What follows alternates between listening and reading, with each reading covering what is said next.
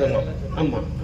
இதே மன்னார்குடி மேடையில வந்து கலைரவங்களை 20 வருஷத்துக்கு முன்னாடி சொல்லிடுவோம். 20 வருஷத்துக்கு முன்னாடி சொன்னோம். 25 வருஷத்துக்கு முன்னாடி என்ன சொன்னோம்? எப்பா ஆஹா இந்த புதிய பொருளாதார கொள்ளைன்றாங்க. ஆமா, தனியார் மையம், தனியார் மையம், தாராளமயன்றாங்க.